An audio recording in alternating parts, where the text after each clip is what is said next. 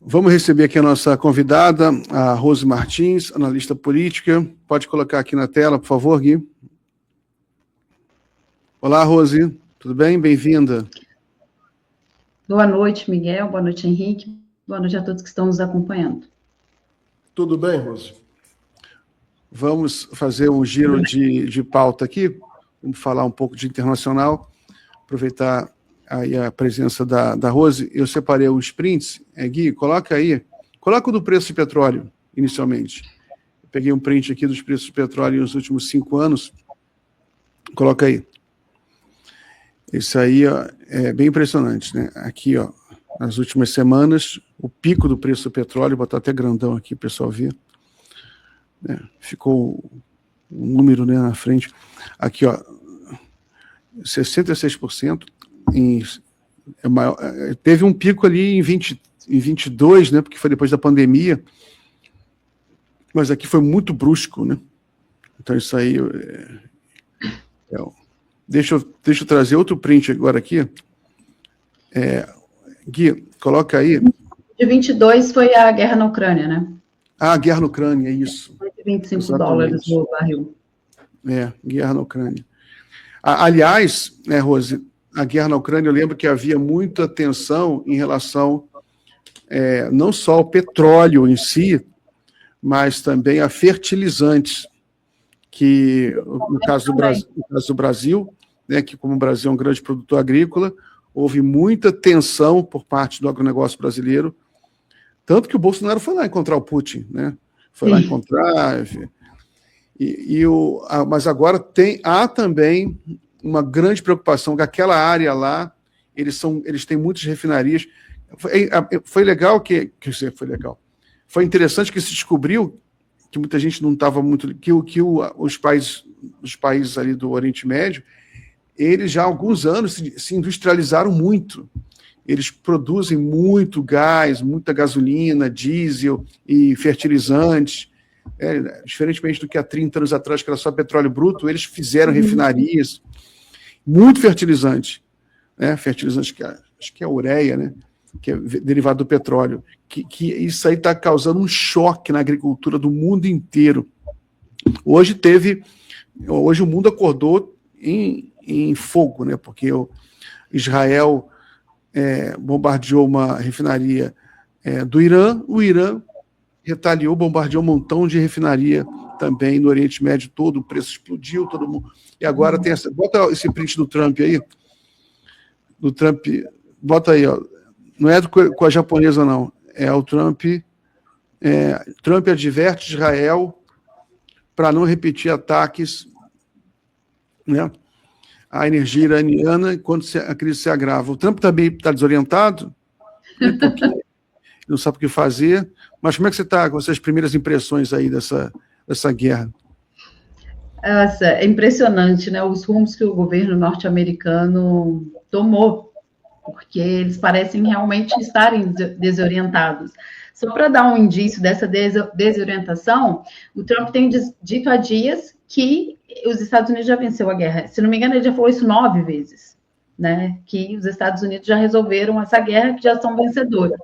Hoje, a sua diretora de inteligência nacional, a Tulsi Gabbard, disse que o Irã sofreu danos, mas a sua estrutura ainda está intacta, inclusive a sua estrutura político-institucional. O Pat Hegseth, que é o secretário da guerra, né, já que eles mudaram o nome lá daquele departamento, ele apareceu outro dia também, literalmente descontrolado, fazendo um discurso sem pé e nem cabeça. Então, eles estão desarticulados, desorientados, demonstrando que os Estados Unidos não têm ou não tinham uma estratégia clara para lidar com o Irã ou para lidar com essa guerra. Bom, indo um pouco para essa questão econômica, né? Uma das estratégias do Irã é causar esse cansaço e os danos econômicos, uma vez que o Irã ele precisa lidar com uma situação de guerra assimétrica, né? O Irã não tem as mesmas capacidades militares dos Estados Unidos, embora esteja mostrando que tem muito mais capacidade do que os Estados Unidos pensavam e até mesmo muitos analistas militares. Então, eles precisam de uma estratégia de múltiplas frentes. Essa questão do preço da energia é porque, principalmente, o Irã detém o controle do Estreito de Hormuz, onde passa 20% de todo o petróleo comercializado mundialmente, e 1/3 de todo o petróleo que é comercializado por via marítima. Então, é muita coisa. Uma vez que o Irã passou, eu não estou utilizando nem a palavra fechamento, mas passou a controlar militarmente o estreito e, portanto, decidir quais são os navios que vão passar ou não, o preço da energia subiu, né? Hoje, o preço do barril do petróleo chegou a bater $120, se aproximando cada vez mais do período ali da guerra da Ucrânia, e uma vez que a gente está tentando analisar dia após dia e chegando à conclusão de que esse conflito não vai acabar tão rapidamente, é que o preço da energia suba ainda mais. Então, a gente já tem um aumento no preço do petróleo. Nos Estados Unidos, especificamente, um aumento da gasolina, do diesel internamente, e a gente já tem também um aumento do gás. Ali naquela região, inclusive ontem, Israel, por quanto você colocou esse print do Trump, ele estava fazendo alusão também ao ataque que Israel fez, segundo Trump, somente ao Estado de Israel, mas eu não acredito muito nisso, ao maior campo de gás natural do mundo, que é o campo de Salt Pars, que é um campo compartilhado entre o Catar e o Irã. O Catar também não gostou dessa história, o Catar não está gostando. 20% de todo o comércio de gás, né, das grandes reservas de gás, se concentram naquela região, principalmente entre os Emirados Árabes Unidos e o Catar, são grandes produtores de gás, e algo em torno de 93% a 96% da produção desses países passa pelo Estreito de Hormuz, o gás que eles exportam. O Catar, por exemplo, é um grande fornecedor de gás para a Itália, para a Polônia e para a Bélgica. Os preços na Europa vão voltar a subir também, já estavam muito altos por causa da guerra da Ucrânia, e eles vão ter um aperto inflacionário ainda maior. Os europeus podem se preparar para isso. E em relação aos fertilizantes, o gás natural também é um insumo, né, de algum tipo de fertilizante. E, além disso, um quarto do comércio de fertilizantes mundial também passa pelaquela região ali, pelo Estreito de Hormuz, o que é também muita coisa. E aí tem plástico, derivados, demais derivados de petróleo, porque, como você disse, aqueles países avançaram muito para dominar toda a cadeia produtiva do petróleo. Então, eles têm estações para exportação de gás natural liquefeito, além de ter os campos de gás natural. O gás natural liquefeito, inclusive, é o gás que é vendido para os países europeus. Eles têm produção de fertilizantes, eles têm as refinarias. Então, virou um ponto ali, historicamente, mas dos últimos anos para cá, central para o comércio de gás e de petróleo do ponto de vista global, né? Todos os países do mundo podem ser afetados. Os maiores compradores do petróleo que passa por ali, é a China, o Japão, a Coreia do Sul e a Índia. E aí eu estou dizendo isso porque o curioso, quando eu digo que, na verdade, o estreito não está fechado, ele está controlado, é que o próprio Wall Street Journal deu, no início dessa semana, de que os navios chineses estão passando normalmente, né? Então, a China estaria ali recebendo, e parece que há também uma negociação para os indianos também conseguirem ter acesso ao estreito, né? Os navios indianos também poderem transitar. Então, o Irã está fazendo esse fechamento seletivo e esse controle também como uma forma de atingir a economia dos Estados Unidos, enfim, e causar danos não somente para os Estados Unidos, mas também para os seus aliados que engajam com os Estados Unidos em diversos tabuleiros geopolíticos e estão engajados com os Estados Unidos nessa guerra, embora tenham mostrado algumas ressalvas, falando aqui dos europeus e os países ali da região, né, que tem as bases dos Estados Unidos, também viram que é uma situação bastante complicada, uma vez que os Estados Unidos esvaziaram suas embaixadas, as suas bases, e eles continuaram sofrendo ataques do Irã. Então, esse desgaste econômico ele é um desgaste econômico para os Estados Unidos, quando a gente está falando do comércio de energia, para os países do mundo inteiro, inclusive para os aliados dos Estados Unidos, e tem uma outra dimensão desse desgaste econômico, que é também do ponto de vista do orçamento federal dos Estados Unidos, que eles vão ter que gastar em armas para lidar aí com essa grande capacidade que o Irã está demonstrando de lançamento de mísseis e de drones.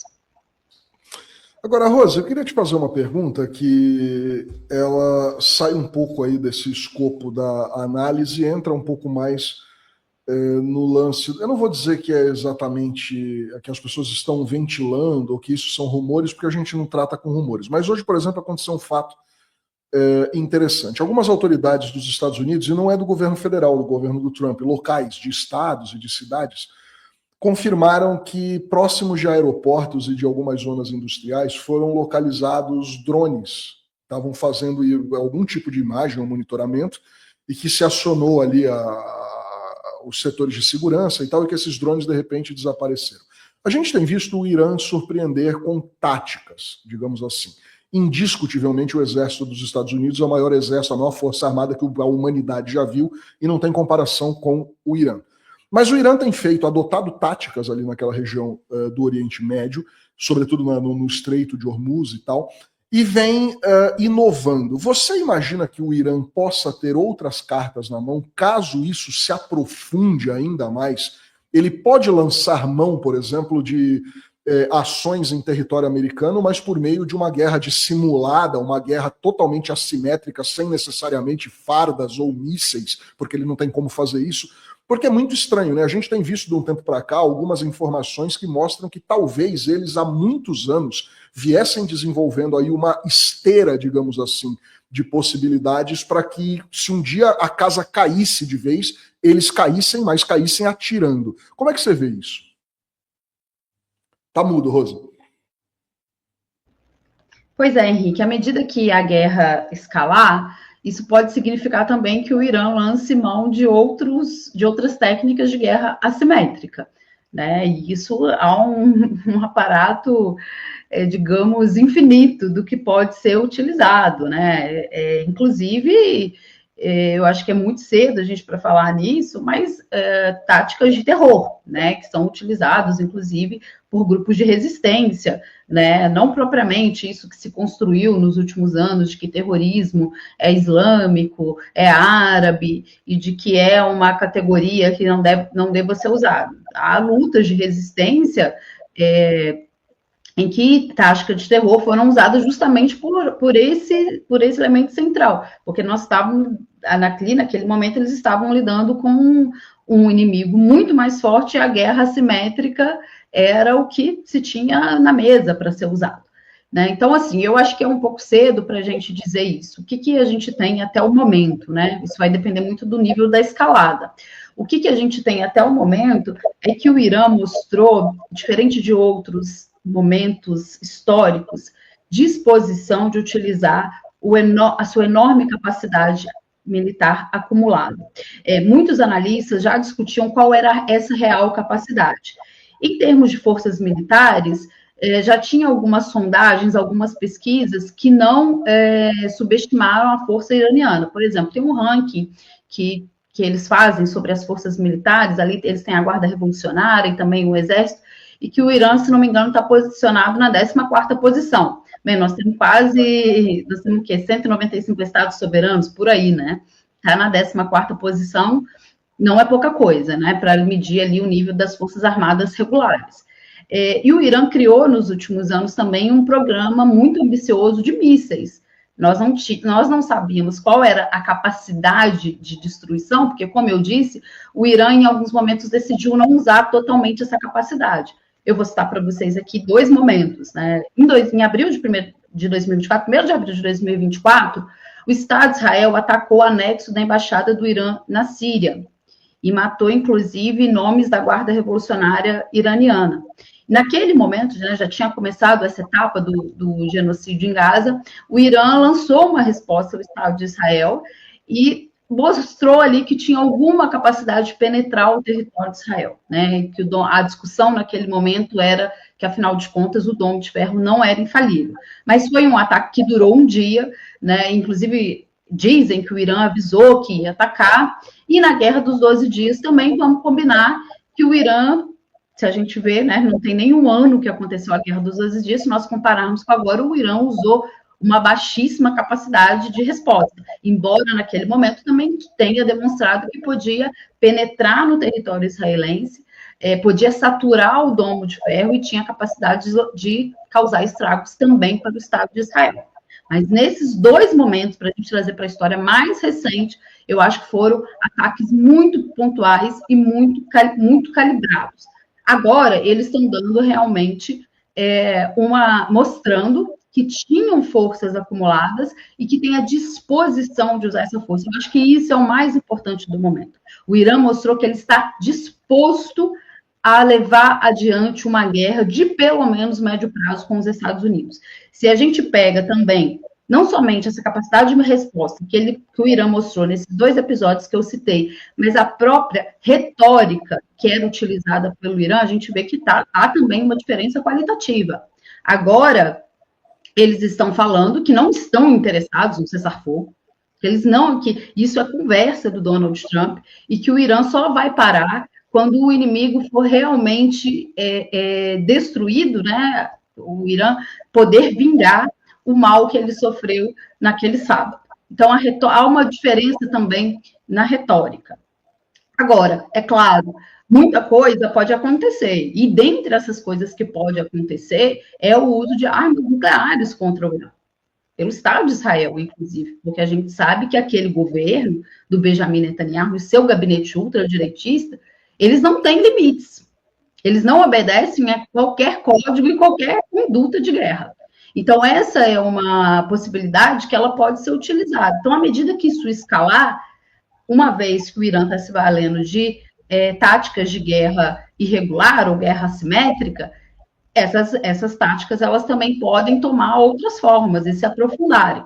Mas eu volto a dizer, Miguel, eu acho que é muito cedo ainda para a gente falar nisso, principalmente porque, de uma forma talvez muito inesperada, a gente está caminhando para a terceira semana de guerra, né, para inaugurar a quarta semana, abrir a quarta semana de guerra, em que o Irã está demonstrando até agora, se a gente fazer uma análise, que ele está conseguindo ter mais ganhos, apesar da capacidade destrutiva, da infraestrutura civil iraniana, das mortes dos líderes, que o Irã está conseguindo muito mais atingir os seus objetivos do que os Estados Unidos. Porque a gente até pergunta, qual é o objetivo dos Estados Unidos? É destruir o Irã por inteiro? Porque a mudança de regime, eles não conseguiram implementar. Mataram o líder supremo, ele já foi substituído. Mataram o Larinjani, ele também já está sendo substituído. Eles não, com esses assassinatos, não fica um vácuo de poder, e a comoção nacional iraniana, ela é mais, digamos que um combustível para o Irã continuar na luta. Isso também tem uma diferença do que pode significar enquanto cultura política para os países ocidentais, que os países ocidentais não conseguem fazer essa leitura. O Estado de Israel acha que matar os líderes iranianos, que isso vai criar uma desorganização, quando, na verdade, eles estão mostrando, o Irã está mostrando, que eles têm uma cultura política, que, na verdade, isso cria mais disposição, que é uma espécie de um combustível. Essa questão do preço da energia, do que isso pode ter como consequências, ela é gravíssima, inclusive, para o mundo inteiro. O mundo inteiro vai ter que se preparar, se esse conflito for durar mais 2, 3 meses, para uma pressão inflacionária muito grande, inclusive o Brasil, né? Então, o Irã está se centrando nessa estratégia econômica, digamos, é muito inteligente. Agora, eu queria trazer um fato do dia de hoje.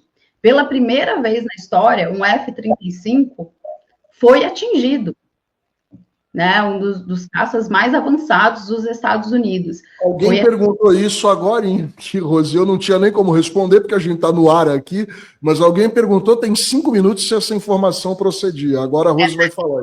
Essa informação procede, e eles tiveram que fazer um pouso de alta... Um pouso de emergência, me parece, não tem muitas informações ainda, que é um pouso na Jordânia. Mas foi um F-35, foi atingido em território iraniano, né, sob o céu iraniano, e teve de recuar. E aí, além disso, né? Porque o que se diz, né, é que o F-35 é inviolável, imperceptível, inclusive, que ele tem capacidade furtiva.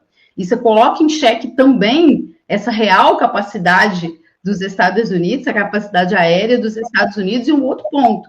Quem poderia estar ajudando o Irã, né, Eu ia falar isso agora, viu, Rose? Desculpa te interromper. A capacidade furtiva do F-35, eu não tenho nenhuma dúvida de que ela existe. O que me, na verdade, surpreendeu aí é quem pode estar ajudando o Irã a conseguir notar um caça que não deixa assinatura de radar. Que ele não deixa assinatura, ele não deixa. Mas como é que ele foi atingido? Então, assim, a gente precisa ver quem está por trás também ajudando o Irã nessa história, né? Pois é, exatamente, porque com quem o Irã está contando nesse momento também importa, né? Mas não tem nenhum mistério sobre isso, né? É a Rússia e a China. São os únicos dois países que podem interceptar um caça furtivo, né? No caso da China, é o país que hoje está se desenvolvendo muito em questão de satélites. A China tem um GPS próprio, né, que inclusive é bem melhor do que o GPS ocidental, que o pessoal fala. O GPS da China é sinistro. Que o pessoal usa na China, ele diz qual a via que você está com o seu carro.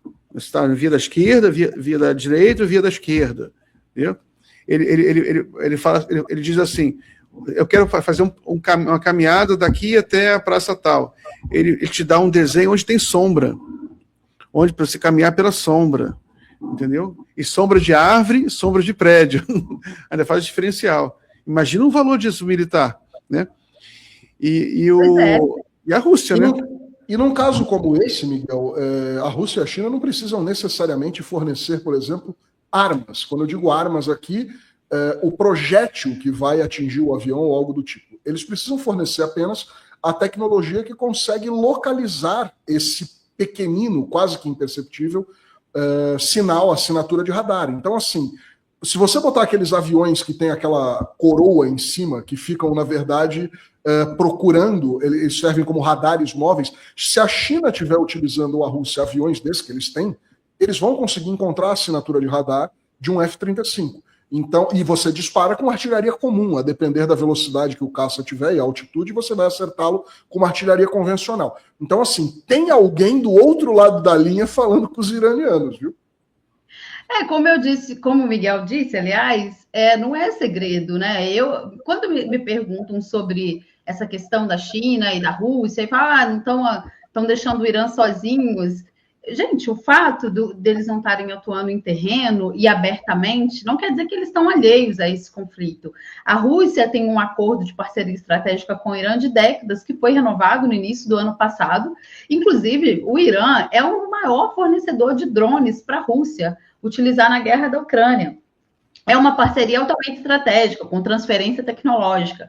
A Rússia produz drones de tecnologia iraniana em território russo, hoje em fábricas montadas na Rússia. E a China também não está alheia a esse conflito por algumas questões bem óbvias. O Irã é um grande fornecedor de petróleo para a China, algo entre 14% e 18%, e tem uma outra importância. Como eu disse lá no início, um dos países que mais compra petróleo que passa pelo Estreito de Hormuz é a China. 40% de todo o petróleo que a China compra passa pelo Estreito de Hormuz.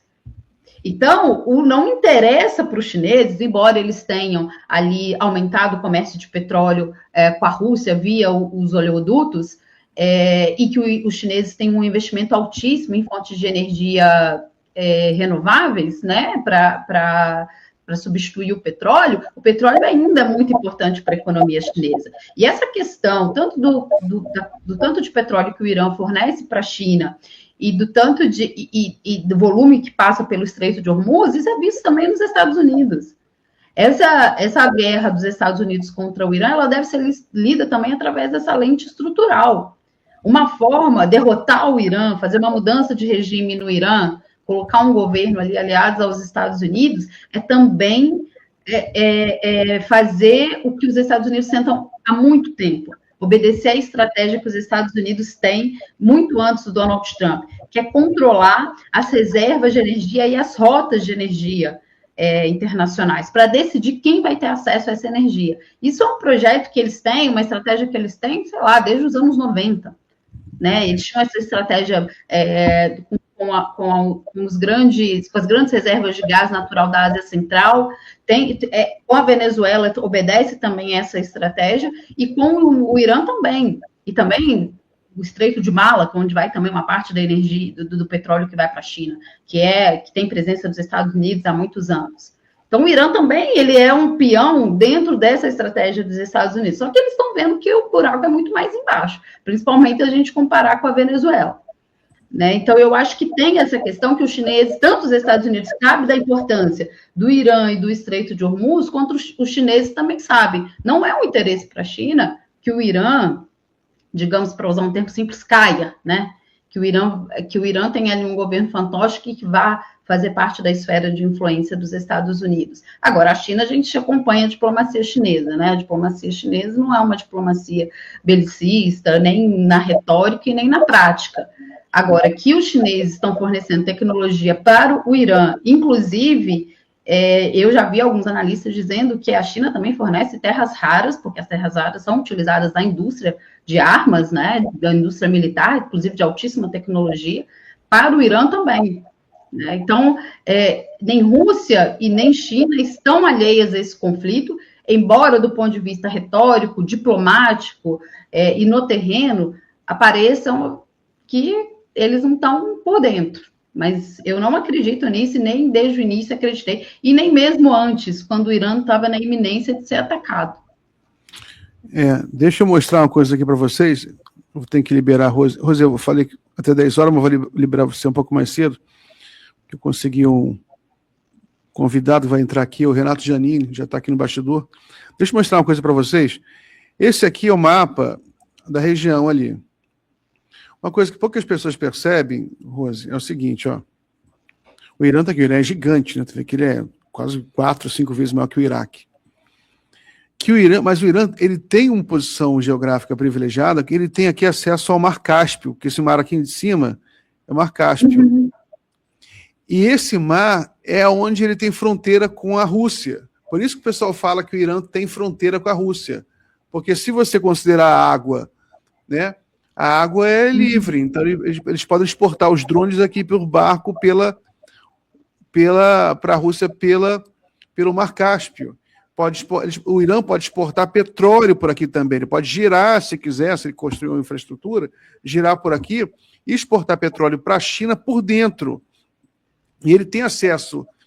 E a China também, a China ela está construindo, ela fez um trem que atravessa a China toda e chega até o Irã. O Irã é estratégico para a China. Sim, faz parte da nova Rota da Seda, inclusive, né? O Irã faz parte da nova Rota da Seda.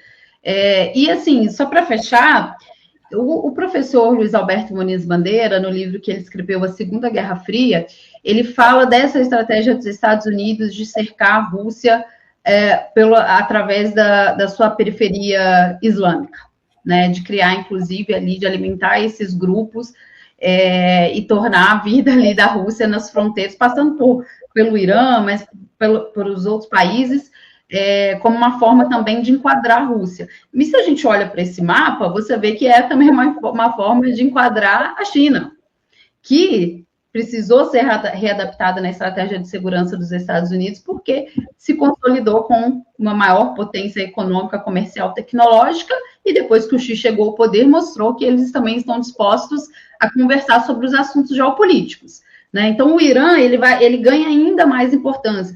É um regime, digamos, desconfortável para os Estados Unidos desde 1979, com a Revolução, né, e principalmente pela nacionalização dos seus recursos estratégicos, mas geoestrategicamente, onde ele está situado, esse conflito agora também nos coloca essa questão para além do próprio Irã, né, com a questão da Rússia e da China. Então, acho que esse olhar estrutural, ele é importante também, e aí que envolve essa questão da energia, né, que é, assim, ainda um ativo geopolítico poderosíssimo.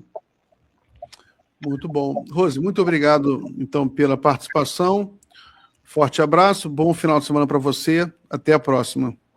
Tchau, Miguel, Henrique, a todos que nos acompanharam. Muito bom estar aqui com vocês. Até a próxima. Tchau, tchau. Valeu, obrigado, Rose.